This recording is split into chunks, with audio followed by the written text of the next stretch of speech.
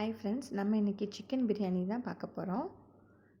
வெங்காயம், பூண்டு, இஞ்சி, ஒரு வரமிளகா, பட்டை, கிராம்பு, காரத்துக்கு அளவா நீங்கள் வரமிளகா ஆட் பண்ணிக்கலாம். எல்லாத்தையும் ஒரு ஃபைன் பேஸ்ட்டாக அரைச்சி எடுத்து வச்சுக்கோங்க. குக்கரில் எண்ணெய் ஊற்றிடலாம். 2 ஏலக்காய், பிரியாணிக்கு உண்டான ஐட்டங்கள் எல்லாமே நம்ம பிரிஞ்சி இலை, அன்னாச்சி முக்கை எல்லாமே ஆட் பண்ணிக்கலாங்க. நான் ஒரு பச்சை மிளகா ஆட் பண்ணியிருக்கேன். நல்லா வணங்கினோனையும் பெரிய வெங்காயம் நல்லா நீல வாக்கில் அரிஞ்சுக்கோங்க.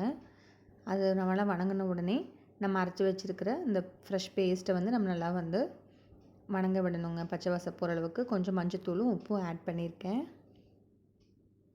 நல்லா பாருங்கள், எண்ணெய் நல்லா பிரிஞ்சு வந்துருச்சு. இந்த ஸ்டேஜில் புதினாவும் மல்லித்தலையும் போட்டுட்டு கூட வந்து ஒரு பெரிய டொமேட்டோ வந்து ஆட் பண்ணியிருக்கேங்க.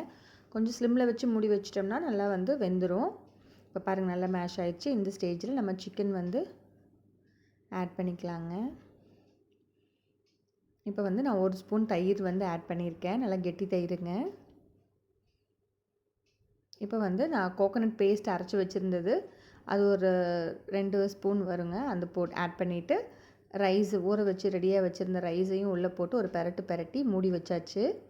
கொஞ்சம் அது இந்த மாதிரி பண்ணும்போது குலையாது உங்களுக்கு ரைஸு. இப்போ வந்து நம்ம வாட்ரு வந்து நான் அளந்து ஆல்ரெடி காய வச்சுருந்தேன். நான் இப்போ ஆட் பண்ணிட்டேங்க. உப்பு பார்த்துட்டு தேவையான அளவு உப்பு போட்டுக்கோங்க. அவ்வளோதான். மூடி விசில் விட்டிங்கன்னா நம்மளுடைய எம்மியான பிரியாணி ரெடிங்க. இந்த மாதிரி செஞ்சு பாருங்கள். மசாலா பவுடர் ஆட் பண்ணாமல் இந்த மாதிரி செய்யும்போது சூப்பரான டேஸ்ட்டாக இருக்கும். நம்ம தம் வச்சு எடுத்தாச்சு.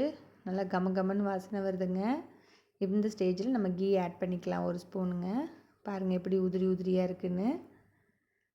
நீங்களும் இந்த மாதிரி செஞ்சு பாருங்கள். தேங்க்யூ.